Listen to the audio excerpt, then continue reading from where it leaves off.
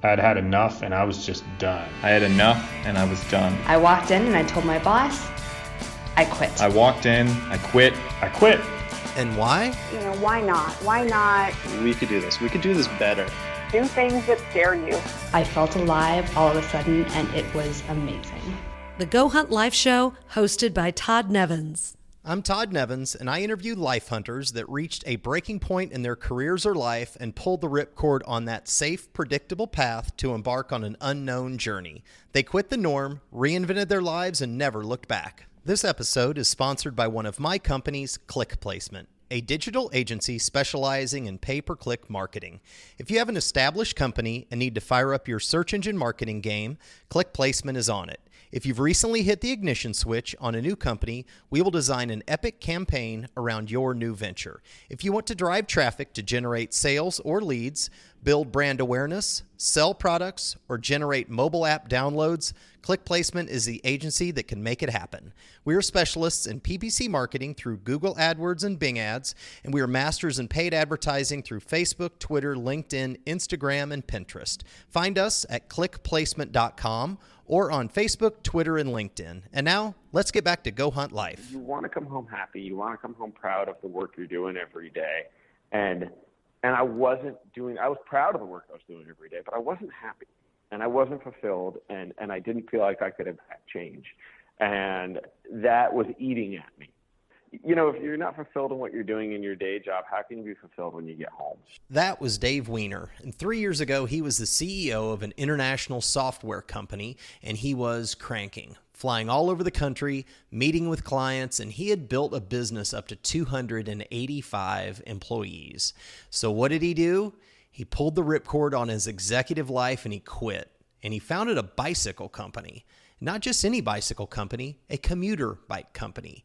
He set out to produce bikes that were comfortable and dependable and that didn't require a lot of the normal maintenance and rarely got flat tires, and all for under $500. How did he start? He turned to Kickstarter. He set a goal of $30,000, and in less than 30 days, he had raised over $500,000. His idea was officially validated, and he launched. Now, almost 3 years into it, he's cranking, literally. He's still a CEO, but he's a CEO of Priority Bicycles based in New York City. Here's my conversation with founder and CEO Dave Weiner. Dave Weiner, thank you for joining me today on Go Hunt Life. Thanks for having me, Todd. It's an honor. Where are you at right now, and what is your view? What are you looking at? I am. We just moved last week into a new showroom in the same building we've been in, but now it's on the ground floor. And so I'm pacing a rather empty room in our building here at 174 Hudson, which looks right out onto Hudson Street. So I'm standing in that room and looking out on the street and seeing all these bikes everywhere, and realizing that we've got some some good work to do before the season hits. Nice. To get this place all finished up and shiny. Awesome. How old are you? Are you married, and do you have kids? Yeah, so I'm 37. I am happily married to my beautiful wife, Amanda, and we have 2 boys. One is just about to turn 2, and the other is 4. And what is your current profession?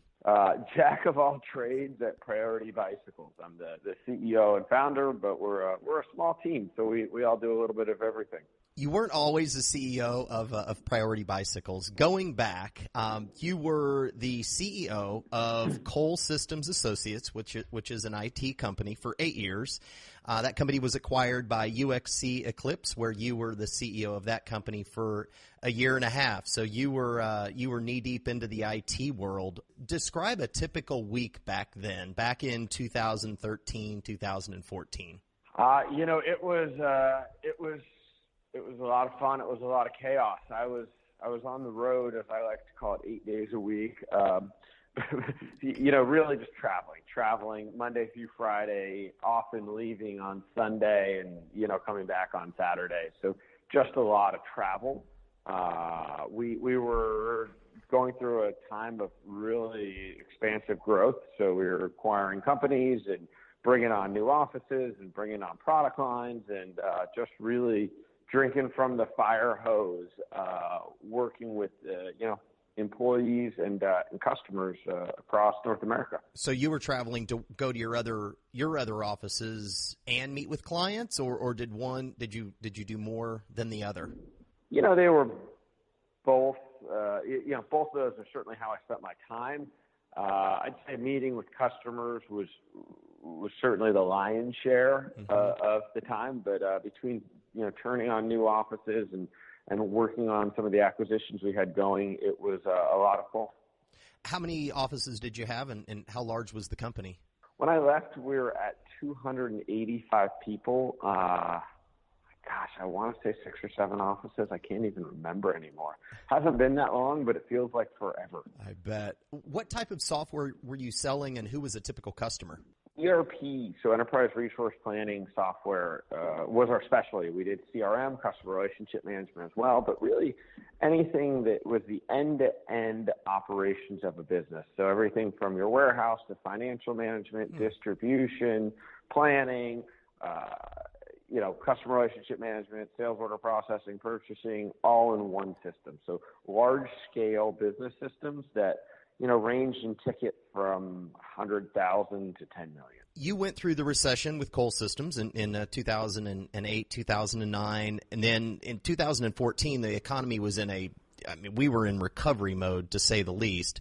What made March of 2014 the right time to pull the ripcord as a CEO of an IT company and open a bike company?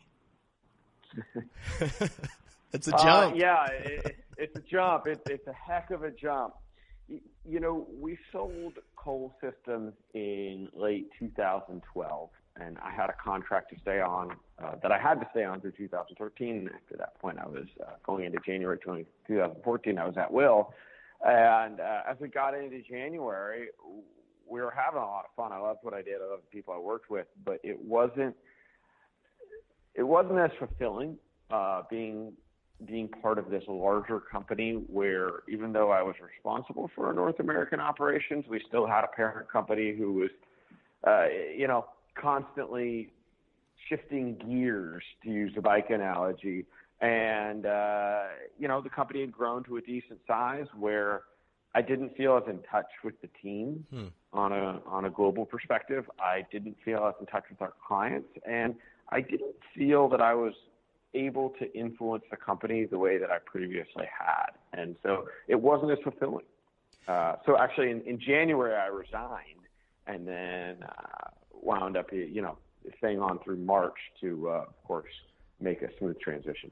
Was there one defining moment or a slow progression of realization of I'm out of touch with what I will like to do, meet with the customers, in touch with the employees? Or was there one defining moment where you thought, that's it, I'm pursuing my dream of opening a bike company?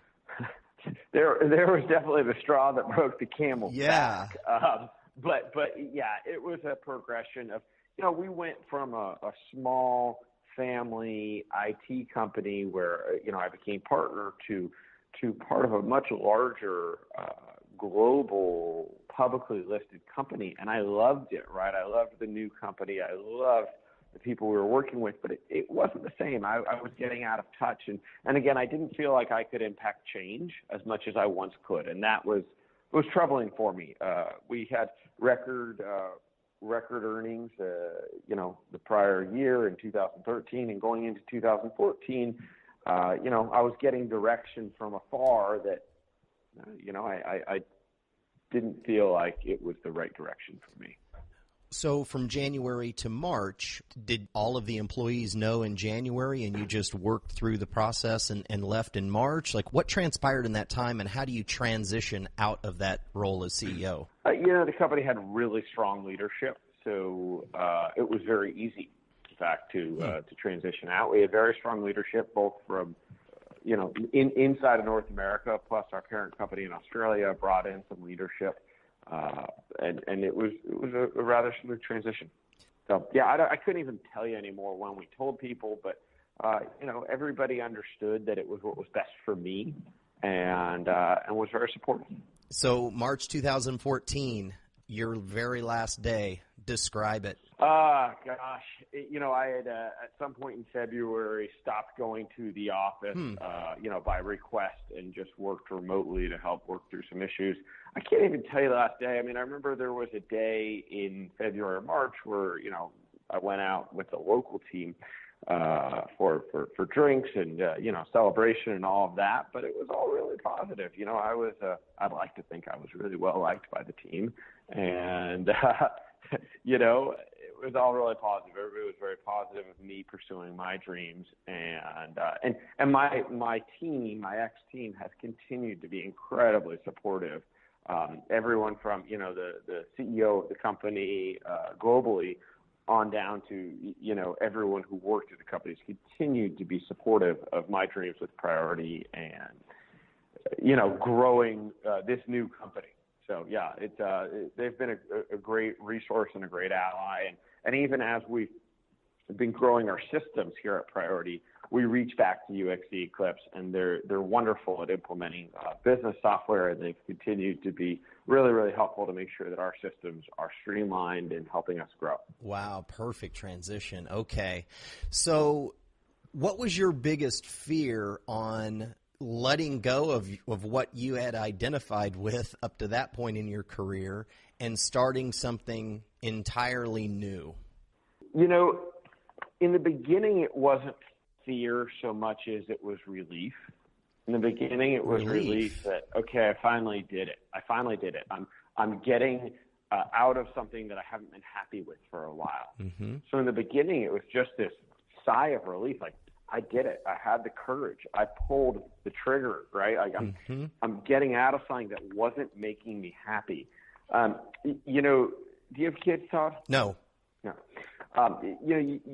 You go through something when you have your first child where you want to be home a little more, and you want to be present when you're home, and you realize that this little person at some point is going to look up to you before. Now he's 4, and now he's smarter than me already. But you go through something where it's just you want to come home happy, you want to come home proud of the work you're doing every day, and I wasn't doing. I was proud of the work I was doing every day, but I wasn't happy, and I wasn't fulfilled, and I didn't feel like I could impact change, and that was eating at me. And so I knew that I needed to make a change in my life where I was going to be more positive. I wanted, my son to look at me years later and say, wow, my dad did that. Gosh, hopefully he says that and then says it was really successful. That's still the question mark. That's the next part of the story that we're working on. Okay. But yeah, it's, I just looked at my son and wanted to be a better father and be a better husband and make sure that I was there and make sure that, if you're not fulfilled in what you're doing in your day job, how can you be fulfilled when you get home? Sure. And how can you be that role model to your children you want to be? Okay, so you leave the company and you started Priority Bicycles in April 2014. What problem were you solving that the bunch of other bike manufacturers weren't? I wanted to make low-maintenance bicycles. I wanted them to be beautiful, and I wanted them to be affordable. Those 3 drivers continue to drive the decisions we make today. And I grew up working in bike shops, and I worked in the bike industry before getting into software. And because of that, I was living in New York City running a software company, but all my friends would, you'd be out having a drink or whatever, and someone would say they're looking for a bike, and someone would say, oh, Dave used to work with bikes, and, you get that question, great, I want a bike. What bike should I buy, Dave? And okay, well, gee, Todd, where do you want to ride? How often are you going to be riding? How much do you want to spend, right? And the answers were always the same. The answers were, I want something comfortable to cruise around town, and I don't want to spend any money at all, right? And I kept coming back and looking at what the bike industry was offering, which was no different than what down market, no different than what the bike industry was offering when I was in high school, turning wrenches at bike shops. Bicycle innovation had happened in the road bike and mountain bike realm in carbon fiber and dual suspension, disc brakes, but nobody was innovating for Joe consumer who wants to ride on the weekend or get to work on time. And so as I started to look at that, it was, okay, low cost, reliable. And then I started to realize, why do people not ride their bikes? Why do people not commute? Because, you buy a bike and you have great intentions. You buy a bike, you have great intentions. You're going to ride it once a week to yoga, to the farmer's market, whatever. And you get it and you ride it for the first 3 weeks. And then the fourth week, the tires are flat. And then you don't have a pump. Or it sits for a month and the gears are out of adjustment. And you don't feel like bringing it to the bike shop and spending more money. And so I wanted to take away a lot of the excuses on why people can't use their bike. And I knew that if I could take away those excuses, that it'd be easier to use a bike for everyday activities. And I strongly believe that any day that starts with a bike ride is a really great day. For me, it's very therapeutic. So how do we help more people have these great days and have be able to use their bike to do everyday tasks and for relaxation and leisure? I love it. I ride my bike every day to work to downtown Austin. You live in a great place to ride a bike. Yeah, it is. You live in a great place. It's a good city. It really is, for a lot of different reasons. You used the word earlier, like I had finally done this. I asked you like your identity as the IT guy, but that was actually a wrong question. It sounds like you've always been the bike guy, the bike friend that your friends turn to for bike advice. So what steps did you take to actually turn you being the bike guy into you being the CEO of a bike company? Like, what steps as far as business plan to get to April 2014? Yeah, so a couple of years earlier, I had written the business plan for Priority. And when I resigned, I wasn't 100% sure what I was going to do next. I knew I wasn't going to do software at the time. And this was the only thing that kept, popping up in the back of my mind. You ought to do it. You have a great business plan that you wrote. You love bikes. Now's the time in your life to do a passion project. If you don't do it now, you're never going to, you're not getting any younger, right? Right. So you got to do it. And, so I went on my computer. I dug up the business plan. I printed it out. I remember going to a coffee shop with a marker and saying, does this really work? Does this really make sense? I sent it to a couple friends for some feedback. Yeah. And actually, one of my very dear friends, who's my co-founder and now our CMO, Connor, said, hey, not only does this make sense, but I'm in it with you, right? So I'm in it with you every step of the way. So I started to get some people on board and, started to realize I could make, it's that question, right? Can you really make something that you're passionate about, that you do for sport and hobby and for fun? Can you make that your job? Of course. Right? That's what everyone wants to know. And I've been dying to know too, and I still don't have the exact answer to that question, but we're sure trying. Got it. And I kind of just felt like, gosh, if I don't try this now, I'm never going to. So let's try and, let me see if I can do what I love. If I'm a workaholic in general. So it's not that the company was forcing me to work crazy hours or travel. I always just do what needs to be done. And I stay up late working because I enjoy working. I do. But if I'm going to stay up late and work, why not work on something I love? For sure. Okay, when you started it, where are the bikes or were the bikes going to be built? And you mentioned price earlier. What's the price point? So when we started the company, I really wanted to sell these low-maintenance bikes. $300 was my dream. I wanted to sell bikes at $300. And we have, at some point, sold bikes for $300. We now our typical bikes around $400 or $450. But where were the bikes going to get built? So, like anyone else, idealistically thinking, we're going to make the bikes in the U.S., right? That quickly turned into not a reality. We started working with a couple of U.S. bike frame makers and realized that the least expensive bike we could offer with the spec I was happy with was around $1,600. Oh, wow. So I'm at $300. The spec we wanted $1,600. So that wasn't a reality. I went over to Taiwan and met with some contacts I had from the bike industry from 10 years earlier. And I actually went at the time of a trade show, and I set up meetings before I went, had my planner and emailed everybody and told them what I was coming to do. And I sat down with 17 factories. Oh, my in gosh. Taiwan. Speed dating over the course of, I think, 5 days. Okay. And, spent hours with each one going over what their capabilities were, what I wanted to do, narrowed it down from 17 to 3, wound up producing samples from 3 factories. All right. It's one of those things where if you tell 3 people, you give 3 people a blueprint, tell them to make the exact same thing, you're going to get 3 totally different ideas. Yeah. All right. And that happened. 3 totally different ones. You give 3 people the same blueprint, they're going to come back with 3 totally different things. And so that was a great exercise. And, learning, working with those 3 factories really hands-on to build these samples. They were custom one-off, very expensive samples. Got to really realize, hey, who's the factory I want to work with? And who not only followed my directions, but who challenged my directions and told me, gee, I like what you did there, Dave, but what if you did this instead? And so, at the end of that process, we had a sample we were really proud of and went to Kickstarter. So you went to Kickstarter and in the summer of 2014, and you had a goal to raise $50,000.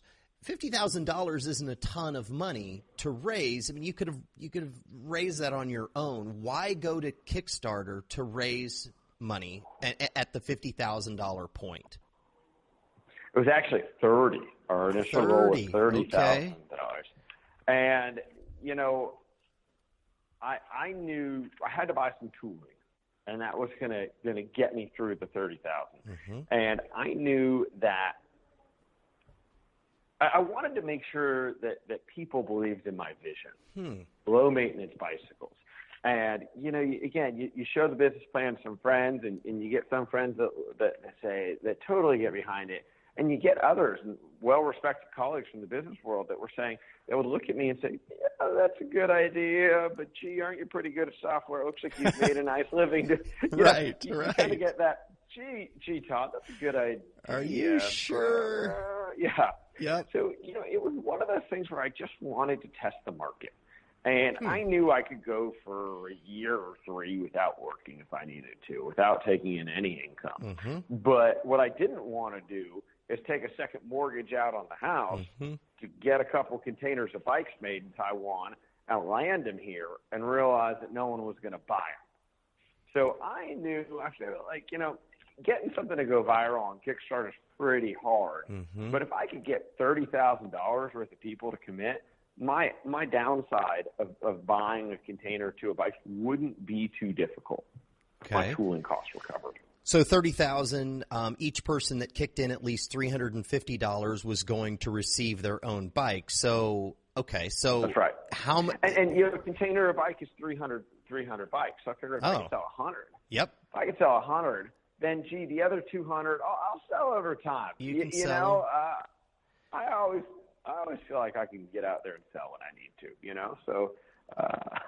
That was the idea. And the Kickstarter campaign is 30 days. Is that right? Yes. Okay. And in 30 days, how much did you raise? A little over $550. $550,000 in 30 days. So yeah. What did you think when you saw that number at the end of the 30 days? Well, it was about the first day. So, you go into something like a Kickstarter and you're hoping to get 30. I had a secret goal of 100. I was like, wow, if I could get $100,000, that would be it. That would be I've really hit a home run. If I get 30, I'm going to be happy. If I get under 30, I'm going to be disappointed. But I'm also going to say, hey, maybe this is a bad idea, right? All right. If I can't sell 100 bikes at 350, I probably should do something else. All right. A friend of mine suggested about a month before that we try and get some press around the bikes. And so I went out on a limb and I spent money, which I was very nervous about, to hire someone to help promote the product within press. to say, hey, if you know, just because you have a new bike on Kickstarter doesn't mean anyone's going to notice it or buy it besides your friends. Mm-hmm. And so we hired a woman to help send out some press releases about the new bike. Well, about a day before our launch, one of the writers that she had pitched started asking some questions. It's like, oh, all right, well, we may get some articles on this. This could be really good. So the morning of the Kickstarter, we launched, and we were covered that morning in a variety of different online, magazines. Gizmodo and Uncrate probably being the two most notable. And that day, we did over $100,000. We hit, I think we hit $30,000. We hit $30,000 in the first 2 hours. Oh my gosh! You know, so don't talk about what happened in 30 days. You got to talk about like that first 2 hours. I mean, I didn't sleep for probably 48 hours, and even then, I didn't sleep that first week at all. But you know, in the first day, we were at $100,000. Were you just sitting at your computer watching your Kickstarter account and just refreshing your screen over and over? Yeah, it was chaos. It's one of those joys of life that I can rank up there with, having a child and getting married and all just the really good stuff that happens in life. I mean, that's on that list. If you ask me, top moments of my life, it's seeing an idea that I had be totally successful. And successful beyond what I could have imagined or dreamed or predicted in any way, shape, or form. So that, Todd, was awesome. How did your priorities change after you raised $550,000? You go from, hey, should I incorporate, should I do this business, to, oh, shoot, I gotta deliver, right? Mm-hmm. And it's got to be good, because now we're in the public eye. You do 300 bikes and something goes wrong, it's all right. Like you can fix it. You order 3,000 bikes. You go to Taiwan, you build 3,000 bikes, and something goes wrong, and you're SOL. That's a big difference. 1,000 backers out there who are, with Kickstarter, they're giving you their money. Yep. And you don't have to deliver. I mean, there's a moral obligation, right? But you could run out of business before you ever deliver anything. There's these people that are early adopters that we are so thankful for. I am so personally thankful for, that backed us early with their money and their confidence, that I wanted to deliver something special to them. I wanted to deliver it on time. I wanted it to be a bulletproof product. And so your priorities or your concerns, what kept me up at night before the Kickstarter was, is this going to be successful? Mm-hmm. Then all of a sudden, what keeps you up at night is, how am I going to deliver this? Deliver it. I was a project manager for years on large IT projects. I'm a deadline driven person. I like to deliver on time. I like to deliver on budget. And so to me, this was just a big project management challenge of, how am I going to deliver on time? How am I going to deliver on budget? How am I going to deliver on our promises? And I had a plan before we started, but I didn't have a plan to build thousands of bikes. So how do I scale it quickly and make sure we don't miss anything along the way? How soon were you able to deliver those 3,000 bikes? On time. That's a whole other story of getting them on time. But we promised actually on time and early. As we started to sell them, our first, Kickstarter, I remember when we did the bikes, the rewards on Kickstarter said we recommend you limit how many you sell. So I put a limit of 500. And I remember the reason I put a limit of 500 was because when you ticked the box on the Kickstarter reward to limit how many you'd sell, the default value was 500. So I was like, 500 sounds good. We'll limit that we can deliver 500 in December. And then when those quickly sold out in a day, yeah, it was like, oh, well, I guess we're going to produce more bikes.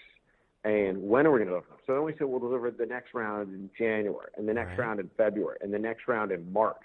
So we had promised customers that we would deliver bikes between December and March. All right. We wound up delivering all of them in December. Oh, wow, that's delivering. Is it only in the United States? At that point, it was only in the U.S. We quickly opened up Canada, and we now deliver pretty much anywhere in the world. Europe more than anywhere else. South America, the shipping's very expensive. And so, we'll ship a bike anywhere someone will pay the shipping. Okay. But the shipping just gets very expensive.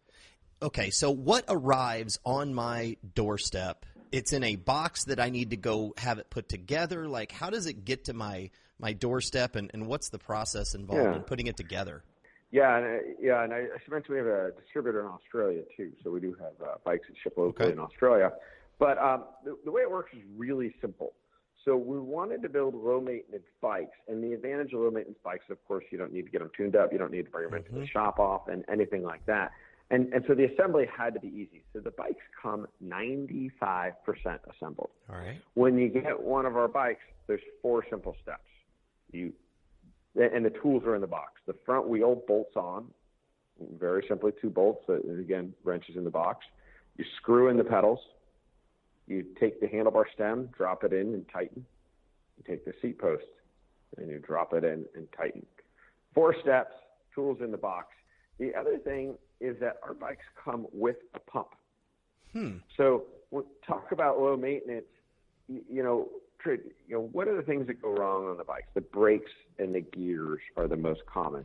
We solved that by going to internal braking and internal gears. The maintenance in the chain is incredibly common, and the chains are notoriously, they rust, they squeak, you got to lube them, they dirty your pants. So all of our bikes have belt drives. Okay. The chains, belts last a lot longer, they're a lot cleaner, they're a lot simpler, you don't need to adjust them. But the one thing I couldn't get around was you got to put air in the tires. And every couple weeks, you got to refill your tires with air because they naturally lose pressure over time. Yeah. So I spent a lot of time, and I still spend time, researching solid tires that don't require air. And there's a variety of makers out there, and there continues to every year be new people making solid tires or air-free tires. And every time a new one comes out, I try it, and I just don't like how it rides. They don't ride comfortably. They don't ride smooth. The joy of the ride is not there for me. And so I realized that, people got to put air in their tires. We need to send a pump. All right. Yeah. And we can't send a garbage pump. We can't send a small little roadside pump that you'd be sitting there huffing and puffing. We need to send a nice, good quality, easy to inflate pump. Put air in your tires with a gauge, because people don't know how much air to put in unless there's a dial telling you when to stop. Sure. Yeah, so that's right. With all of our recreation bikes, our classic line, they ship with a really nice pump with a gauge. It's a pump that'd be $40, $50 if you walked into any bike shop. And the reason is that, if you're buying this for recreation, you probably do not have a pump like this at home. And we want to make sure that you can get air in the tires and that the bike's always ready to ride when you are. Easy. All right. So today, how many employees do you have, and how many bikes did you just sell in 2016? We've got 5 full-time employees, and then we have a shared services division of a couple folks that do warehouse management and accounting. So 5 people in the day-to-day operational business, and we sold just around 10,000 bikes last year. 10,000. What are you aiming for 2017? We've got a couple new products that we're introducing, both from bikes and from some accessories to go around the bike and outdoor lifestyle. So we've got some pretty aggressive growth goals. I don't want to get too into them on the call, but we've got some pretty aggressive growth goals that we think are realistic and will be fun. Do you have any plans to sell through retailers? We are talking to several major retailers right now. I don't know that we'll do it. Our margin is pretty low, so we require high volume. When you talk to a retailer, of course, your margin goes down even further. And so, first and foremost to us is a good quality product, because we only sell products that we can stand behind, and that it's affordable.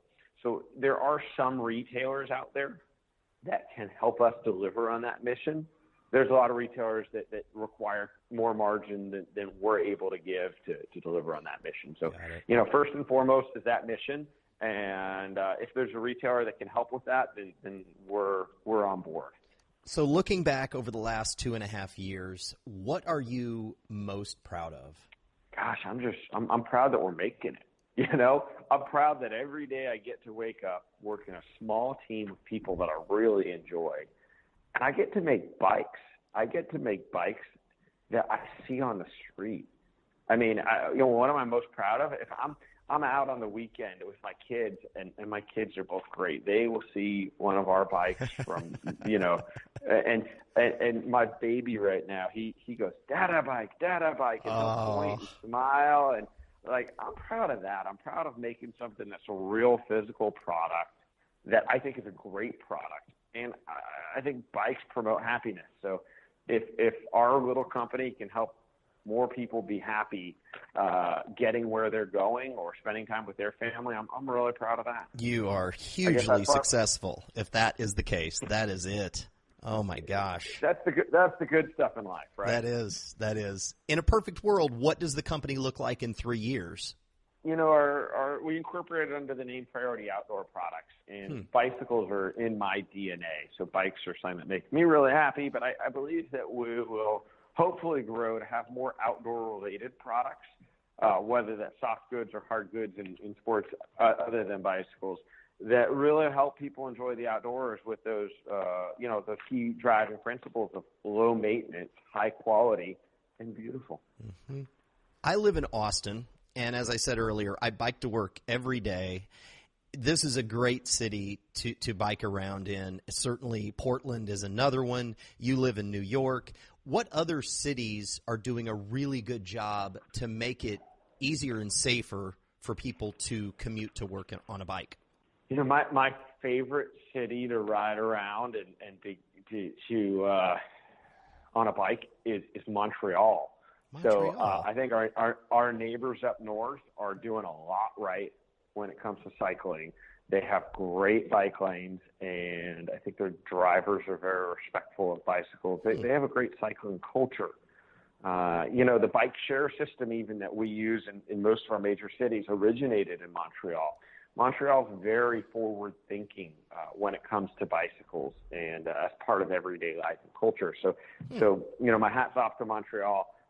In the U.S., I really like Minneapolis. I think they've done a great job of supporting commuting, and especially similar to Montreal, actually. They're both really cold places. Yeah, exactly. And both of those have great infrastructure around winter cycling. And so I think that's really cool. Last question for you. At 3:01 p.m., April 30th, 2014, you sent out your first tweet at Ride Priority. Do you remember what you said? No, but I'm really curious.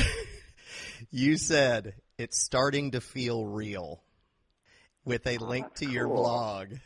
Do you remember where you were and what the situation was when you sent that?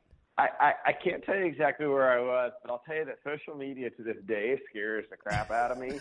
I resisted all social media until we started Priority. Oh, my God.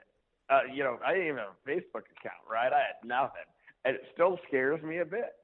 And so I can remember setting up that Twitter account and just like, did I do it? Yeah, I'm a tech guy, right? I'm good with servers. I'm good with databases. But I'm not good with social media. I'm like, did I do it right? Am I going to say something stupid? Are people going to, right. Those are still concerns I have. They were more concerns then. I probably had, 3 followers. But yeah, that's pretty cool. Well, if you could go back in time right now and have a conversation with yourself back in April of 2014, what advice would you give yourself? Stay calm, stay focused. Those types of real, those types of just real, I don't know that I'd change anything, so I don't know that my advice would change, but to stay focused and wake up every day happy that you're doing what you love. And every decision, I feel, since Kickstarter made us, I feel our customers made us, right? We'd be nobody if we didn't have customers. And our customers help fund the company. And so every decision I try and make is what's in the best interest of the customer. Because if you take really good care of your customers, they're going to take good care of you. You can buy Priority Bicycles at prioritybicycles.com, and you can also find them on the scary social media world on Twitter, Facebook, Instagram, and Pinterest at Ride Priority. Dave, thank you for joining me today on Go Hunt Life. It's been real fun, Todd. Thanks for having me. Hey, Life Hunters. Thank you for listening to this episode of Go Hunt Life. If you like the show and would like to support it, go to iTunes and do this. Subscribe to the show, leave a rating, and review it. It helps, and thank you. If you or someone that you know has quit their normal life to follow their dreams, I would love an introduction and maybe interview them on the show. You can find me at gohuntlife.com and also on Facebook, Twitter, Instagram, and Pinterest at Go Hunt Life. Until next time, stay weird, dare greatly, and ripcord out.